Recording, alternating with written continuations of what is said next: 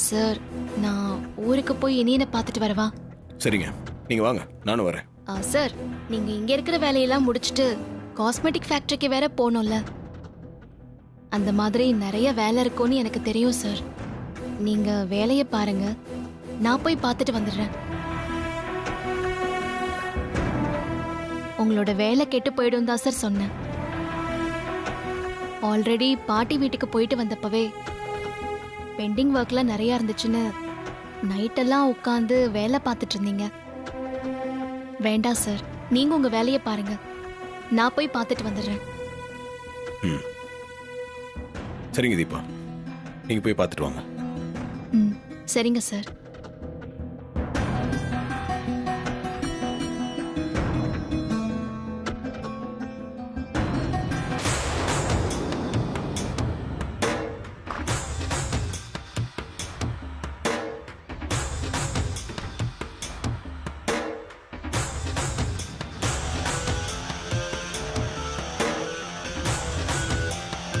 என்ன பேசலான்னு தெரியலையே. இவளை எப்படியாவது கட் பண்ணி வரட்டணும்.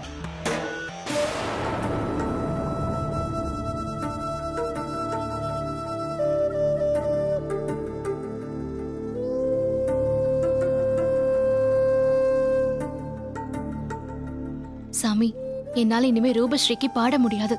இந்த ஒரு விஷயத்தால கார்த்திக் சார் கிட்ட அடுத்தடுத்து நிறைய பொய் சொல்ற மாதிரி சிச்சுவேஷன் வருது. கார்த்திக் சார் கிட்ட பொய் சொல்ற ஒவ்வொரு தடவையும் நெருப்புல நிக்கிற மாதிரி இருக்கு. என் மேல நம்பிக்கை வச்சிருக்கிற மனுஷனை நான் ஏமாத்திட்டு இருக்கேனோன்னு என் மனசாட்சி உறுத்தி கொல்லுது. இதுக்கு மேலேயே இதை மறைச்சு வைக்க கூடாதுன்னு நான் முடிவு பண்ணிட்டேன். எங்க அப்பாவை அழைச்சிட்டு போய் கோகிலா அம்மா கிட்ட பேசி ஒரு முடிவை கட்டணும் தான் நான் வந்திருக்கேன்.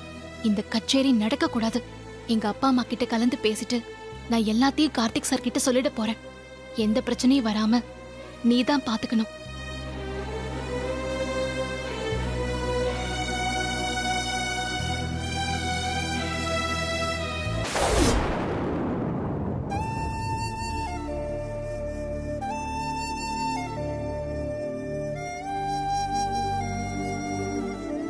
நான் உள்ளூர்ல தானே இருக்கேன். ஒரு கஷ்டம்னா நான் உதவ மாட்டேனா?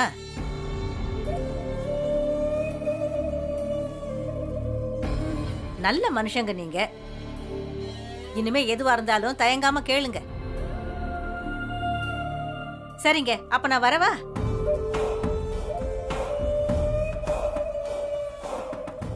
அத்தை, தீபா. தீபாவா?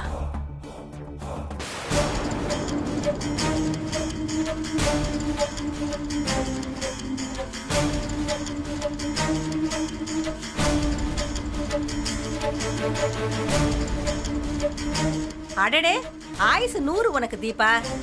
இப்பதான் உன்னை பத்தி பேசிக்கிட்டு இருந்தேன். நீ ஏன் வந்து நிக்கிற? வா தீபா. என்ன தீபா திடீர்னு வந்திருக்க? ஒரு ஃபோன் கூட பண்ணல.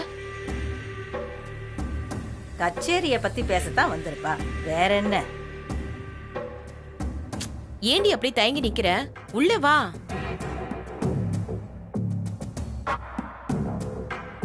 என்ன தீபா, கார்த்திக் தம்பி நல்லா இருக்காரா? நல்லா இருக்காரு அண்ணி. என்ன தீபா, ஏதாவது பிரச்சனையா? அத்தை,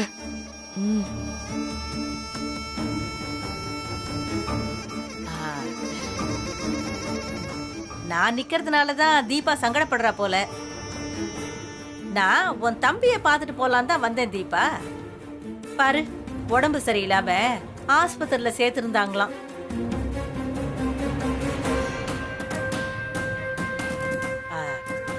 ஹாஸ்பிட்டலுக்கு பணம் கட்ட முடியாம யாரார்கிட்டயோ கடன் கேட்டு 5 10 வாங்கி சமாளிச்சிருக்காங்க. கடன் கொடுத்தவங்கலாம் உங்க அப்பாவை நெருக்குறாங்க போல இருக்கு. ஆனா உங்க வீட்ல இருந்து யாருமே என்கிட்ட ஒரு வார்த்தை கூட சொல்லல. விஷயம் இப்பதான் எனக்கு தெரிஞ்சது. தெரிஞ்சதுமே நான் பதறி ஓடி வந்துட்டேன் தீபா.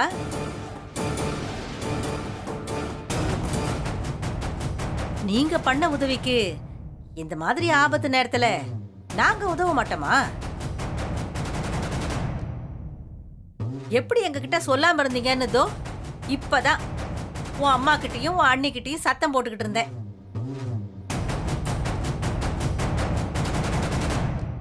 மாத்திரை மருந்து செலவுக்கு ஒரு 2 லட்சம் ரூபாய் பணத்தை கொடுத்தேன்.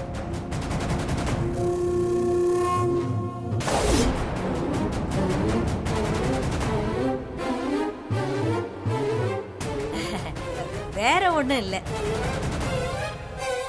நீங்க எங்களுக்கு விசுவாசத்தோட இருக்கிறப்போ நாங்களும் அதுக்கு மரியாதை செய்யறது தானே முறை.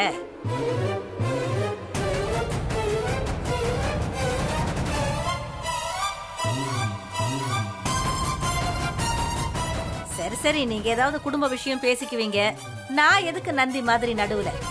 அப்போ நான் கிளம்புறேங்க. சரிங்க. வரேன் மைதிலி. வரட்டுமா தீபா?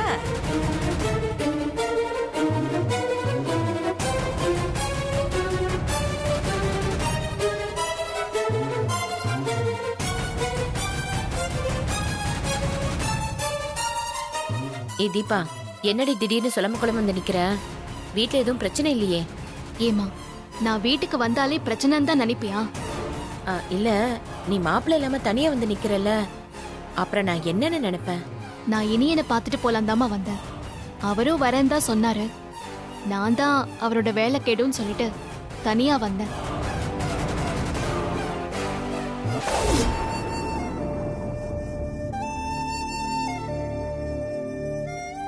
என்ன தீபா, திரும்ப அவங்க கிட்ட கை நீட்டி காசு வாங்குறேன்னு பாக்குறியா? அத்தை வேண்டவே வேண்டான்னு தான் சொன்னாங்க. நான் தான் தீபா வாங்கினேன். ஏன் அண்ணி இப்படி பண்ணீங்க? ஏற்கனவே பணத்தை வாங்கிட்டு தானே அந்த அம்மா சொல்றதெல்லாம் கேக்குற மாதிரி நிலைமையில இருக்கும். திரும்பவும் அவங்க கிட்ட இப்படி கை நீட்டி காசு வாங்கலாமா? வேற வழியே இல்ல தீபா. ஹாஸ்பிட்டல் செலவே 40,000 ரூபாய் வந்துருச்சு. ஊர்ல எல்லார்கிட்டயும் கேட்டு 2000 3000ன்னு ஒவ்வொருத்தர்கிட்டயும் பணம் வாங்கி தான் கடன் கட்டுறோம். பணம் கொடுத்தவங்களா வந்து கண்டு மெனிக்கு பேசுறாங்க. பாவம், மாமா தலை குனிஞ்சு நிக்கிறத பார்க்க முடியல தீபா.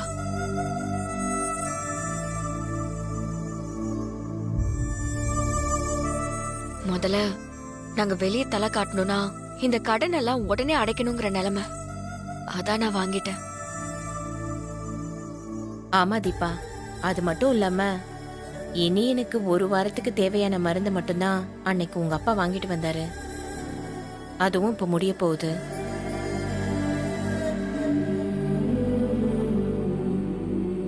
இவனுக்கு எப்போ என்ன ஆகுமோன்னு நெஞ்சு பிடிச்சிட்டு இருக்க நிலைமையில அந்த அம்மா வந்து பணத்தை கொடுத்துட்டு போறாங்க. வேண்டான்னு ஒரு மனசு சொன்னாலும் இதை விட்டா என் பிள்ளையோட கதி என்ன ஆகுமோன்ற பயமும் ஒரு பக்கம் இருந்துச்சு. இருந்தாலும் உன் அன்னிக்கிட்ட வேண்டான்னு தான் சொன்னேன். தீபா, கார்த்திக் தம்பி கிட்ட கேட்டா உன் வாழ்க்கைக்கு பிரச்சனை வரும்னு நினைச்சுதான் நாங்க கேக்கல. ஆனா பாரு, இந்த அம்மா கொடுத்த பணத்தை வாங்கினாலும் அதுவும் வாழ்க்கைய பாதிக்கும்னு எனக்கு நல்லா தெரியும். இதை யோசிச்சுதான் நான் அந்த அம்மா கிட்ட வேண்டான்னு சொன்னேன். ஆனா அந்த அம்மா ஏதோ சமாதானம் சொல்லி கட்டாயப்படுத்தி கையில பணத்தை திணிச்சிட்டு போறாங்க. பிடிவாதமா வேண்டான்னு சொல்ல முடியாத ஒரு இக்கட்டான சூழ்நிலையில மாட்டிக்கிட்டோம். அக்கா, என்னால தானே உனக்கு கஷ்டம். டேய், அப்படிலாம் எதுவும் இல்ல. இந்த பிரச்சனையெல்லாம் சீக்கிரம் சரியாயிடும். நீ இத பத்திலாம் யோசிக்கவே கூடாது. கரெக்டா டேப்லெட்லாம் எடுத்துக்கோ இனியா. சரிக்கா. தீபா, நீ இனியனை பார்க்க தானே வந்த? ஏமா, நான் இங்கேயே இருந்துருவேன் பயப்படுறியா? நான் வேணா கார்த்திக் சாருக்கு போன் போட்டு கொடுக்கட்டுமா? நீ பேசுறியா? இல்லடி, நீ யதார்த்தமா வந்திருந்தா எனக்கு சந்தோஷம்தான். சரி, நீ உட்காரு. மைத்திலி, நீ போய் தீபாவுக்கு ஏதாவது குடிக்க எடுத்துட்டு வா. சரிங்க அத்தை, உட்காரு தீபா.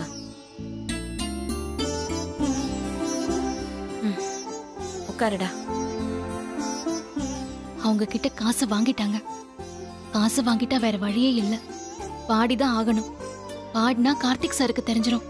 கடவுளே, என்ன மட்டும் ஏன் இப்படி சோதிச்சுட்டே இருக்க? நான் இப்ப என்ன பண்றது?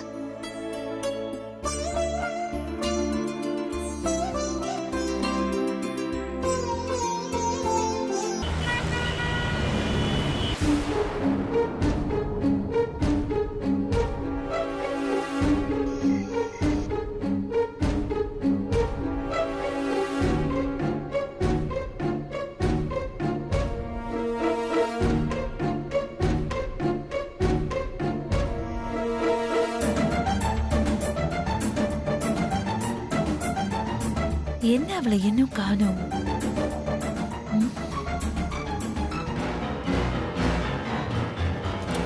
ஐஸ்வர்யா, யாருக்காக வெயிட் பண்ணிட்டு நிக்கிற? அருண் தான் வந்துட்டார்ல. அவர் வந்துட்டாரு.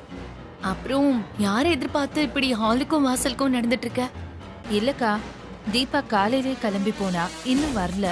அதான். ம், என்ன தீபா மேல திடீர்னு இவ்ளோ அக்கறை? அக்கறைலாம் இல்ல. அவ வீட்டை விட்டு போனாலே என்னதான் அத்தை கேள்வி கேட்பாங்க, அதுக்கு பயந்துதான் நிக்கிறேன். என்னமோ நீ தப்பே பண்ணாம தீபா தான் உன்னை மாட்டி விட்ட மாதிரி பேசுற. நான் தான் தப்பு பண்ணேன், ஏதோ குழப்பத்துல பண்ணிட்டேன்னு சொல்லிட்டேன். அதையே இப்படி குத்தி காட்டிட்டே தான் இருப்பீங்களா? சரி சரி, ஏதோ தீபா வெளியில போனாலே உனக்கு பிரச்சனைங்கிற மாதிரி சொன்னேன்ல, அதுக்காக தான் சொன்னேன்.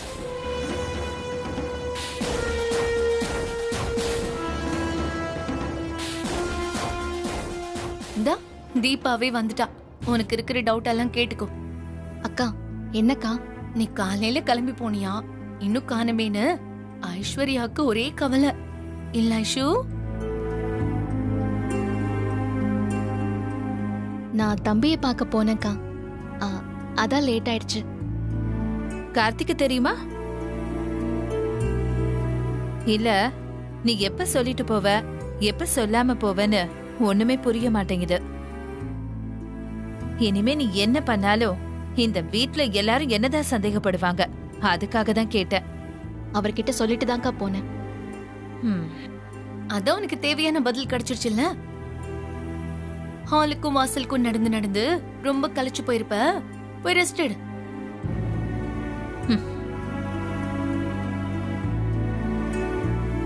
நீ சாப்பிட்டியா தீபா? இல்லக்கா, இனிமேதான் சாப்பிடணும். கார்த்திக் சார் சாப்பிட்டாரா? எல்லாரும் சாப்பிட்டாங்க தீபா, நீ வா சாப்பிடலாம். ம்.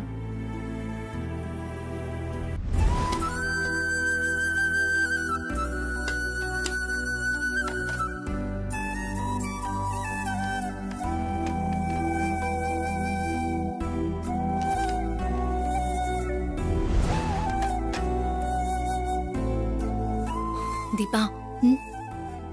என்ன யோசிச்சுட்டு இருக்க? ஒன்னும் இல்லக்கா. உன் தம்பி நல்லா இருக்கான்ல? ம், நல்லா இருக்காங்க்கா. அதெல்லாம் ஒன்னும் பிரச்சனை இல்ல. அப்புறம் என்ன?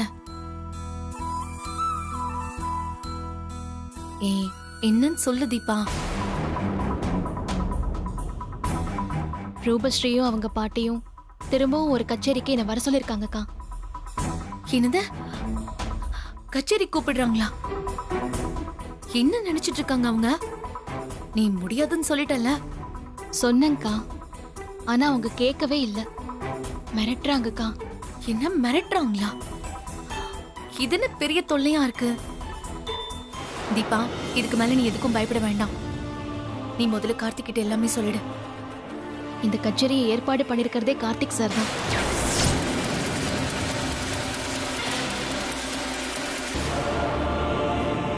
என்ன தீபா சொல்ற? ஆமாக்கா. பல்லவின்னு ஒரு பொண்ணு, அவங்கள தான் நம்ம கம்பெனி மூலமா ஃபர்ஸ்ட் சிங்கரை இன்ட்ரடியூஸ் பண்ணலான்னு இருக்கேன். ரூபஸ்ரீ ஒத்துக்கிட்டா பல்லவி வந்து தான் ஆகணும். அப்படியே கார்த்தி தான் ஏற்பாடு பண்ணியிருந்தாலும் அது தெரியாம நீ வந்து பாடுறது, அது உன்னோட சமத்து. இங்க பாரு, கச்சேரி எங்க ஏதுன்னு சொல்லிட்டு தகவல் அனுப்பி வைக்கிறேன். ஒழுங்கா கச்சேரிக்கு வந்து சேரு. மாத்திரை மருந்து செலவுக்கு ஒரு 2 லட்சம் ரூபாய் பணத்தை கொடுத்தேன். பணம் கொடுத்தவங்களா வந்து கண்ட மெனிக்கு பேசுறாங்க. பாவம், மாமா தலை குனிஞ்சு நிக்கிறத பார்க்க முடியல தீபா.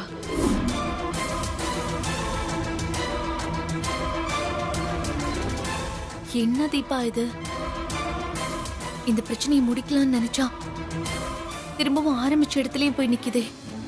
ஆமாக்கா, இனி எனக்கு திரும்பவும் உடம்பு சரியில்லாம போனத எப்படியோ கண்டுபிடிச்சு ரூபஸ்ரீயோட பாட்டி எங்க அண்ணிய கன்வின்ஸ் பண்ணி பணத்தை வாங்க வச்சிருக்காங்க. என்னால அந்த இடத்துல எதுவும் சொல்லவும் முடியல. பேசாம வந்துட்டேன்க்கா. இது வரைக்கும் நீ பாடினதெல்லாம் கூட ஏதோ சூழ்நிலைன்னு சொல்லி சமாளிச்சுக்கலாம். ஆனா இப்போ கார்த்தி பல்லவி யாருன்னு கண்டுபிடிக்கிறதுக்காகவே ஏற்பாடு பண்ற கச்சேரின்னு தெரிஞ்சே நீ எப்படி தீபா பாடுவ? அதான்க்கா எனக்கும் புரியல. அக்கா, நீங்க ஏதாவது ஒரு ஐடியா சொல்லுங்கக்கா. சாரிக்கா, உங்களையும் பிரச்சனைக்குள்ள நான் இழுத்து விடுறேன்ல. எனக்கு பிரச்சனை நான் யோசிக்கல தீபா. ஆனா நான் என்னன்னு யோசிக்கிறது? இது ரொம்ப ரிஸ்கான விஷயம் தீபா. புரியுதுக்கா.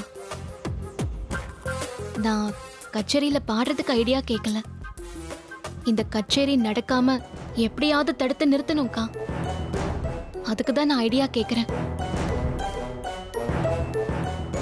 எனக்கு சத்தியமா எதுவுமே புரியலக்கா. யோசிச்சு யோசிச்சே தலையே வெடிச்சிரும் போல இருக்கு.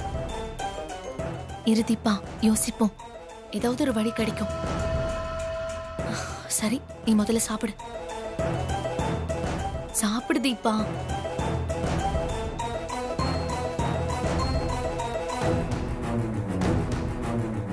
கார்த்திக்கு விஷயம் தெரிஞ்சாலும் அது நல்லதுதான். இவ இப்படி கஷ்டப்படுறதுக்கு அது எவ்வளவோ பெட்டர்.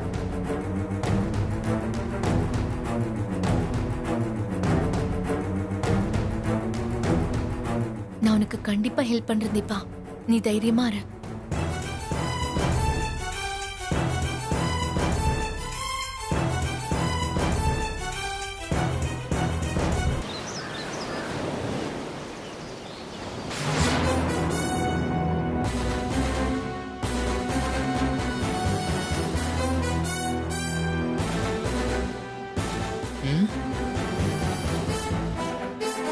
என்ன மாப்பிள்ளை இன்னும் காணோம்?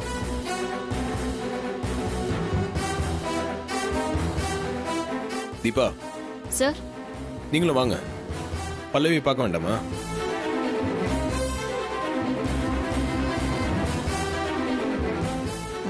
இல்ல நீங்க போங்க சார். மீனாட்சி அக்கா கோயிலுக்கு போகணும்னு துணைக்கு என்ன கூப்பிட்டுருக்காங்க. நானும் அவங்க கிட்ட வரேன்னு சொல்லிட்டேன். அப்போ என் கூட வர மாட்டீங்க? ஐயோ, அப்படிலாம் இல்ல சார். ம், புரியுது. பல்லவி விஷயமா நான் இப்படிலாம் பண்றது உங்களுக்கு விருப்பம் இல்லைன்னு தெரியுது. அப்படி இருக்கும்போது நீங்க எப்படி கச்சேரிக்கு வருவீங்க? நான் சும்மா தான் உங்களை கூப்பிட்டு பார்த்தேன். நீங்க நினைக்கிற மாதிரி நான் தப்பாலாம் எதுவும் நினைக்கல சார். ஏங்க, அந்த பல்லவி யாருன்னு தெரிஞ்சுக்கணும்னு உங்களுக்கு கியூரியாசிட்டியே இல்லையா?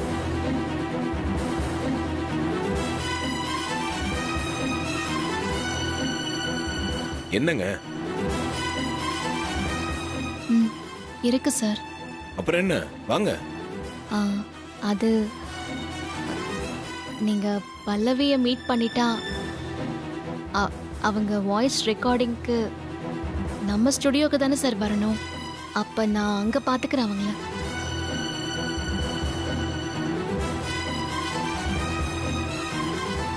என்ன சார்? ம், ஒன்றும் இல்லை. உங்கள் ப்ரியாரிட்டியில் பல்லவி இல்லை, அது எனக்கு நல்லா தெரியுது. இதுக்கு மேலே நான் உங்களை கூப்பிட்டா ஃபோர்ஸ் பண்ணுற மாதிரி ஆகிடும். ஐயோ, நீங்க ஃபோர்ஸ் பண்றீங்கன்னுலாம் நான் நினைக்கல சார். சரி இருங்க சார், நான் போய் ரெடி ஆயிட்டு இல்லை இல்லை, வரேன். வேணாம் தீபா. நீங்கள் விருப்பம் இல்லாமல் எனக்காக வர மாதிரி இருக்கு. இப்படி கம்பல் பண்ணி கூப்பிட்டு போனால் எனக்கும் சங்கடமாக இருக்கும். நீங்கள் மீனாட்சி அண்ணியோட கோயிலுக்கே போங்க. சரிங்க, நான் போயிட்டு வரேன். ம்.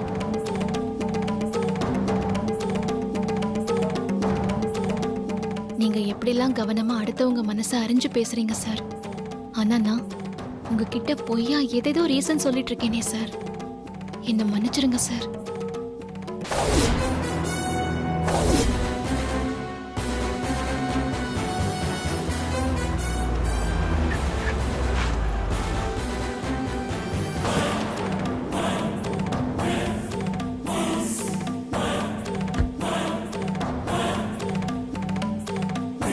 வா மாப்பிள்ள. அரேஞ்ச்மெண்ட்ஸ்லாம் பக்கா தானே? பக்காவோ பக்கா மாப்பிள்ள. டவுட்டே வராத அளவுக்கு கச்சேரி நடக்கிற இடம் மாதிரியே செட்டப் பண்ணியாச்சு. அப்புறம் இந்த ஆடியன்ஸ் கூட செட்டப் தான். ம், சூப்பர்ரா. ஆனா இந்த ஸ்டேஜ் அரேஞ்ச்மெண்ட்ஸ் மட்டும் அந்த பார்ட்டி அவங்க ஆளுங்க தான் பண்ணுவாங்கன்னு ஸ்ட்ரிக்டா சொல்லிருச்சு. அதை மட்டும் அவங்க பொறுப்புலயே விட்டுட்டேன். என்ன மாப்பிள்ள சிரிக்கிற? ஒன்றும் இல்லைடா, செட்டப் எல்லாம் ஓகே தான். அந்த ரூபஸ்ரீ வந்துட்டாங்களா? இன்னும் வரல மாப்பிள்ள. அவங்களுக்காக தான் வெயிட் பண்ணிக்கிட்டு இருக்கேன். சரி, நீ அவங்களை இங்கே நின்று ரிசீவ் பண்ணிக்கோ, நான் உள்ள போகிறேன். அப்புறம் திரும்ப ரிமைண்ட் பண்ணுறேன், எக்காரணத்து கொண்டும் நான் தான் இந்த கச்சேரி ஏற்பாடு பண்ணேன்னு ரூபஸ்ரீக்கும் அவங்க பாட்டிக்கும் தெரியவே கூடாது. சரியா?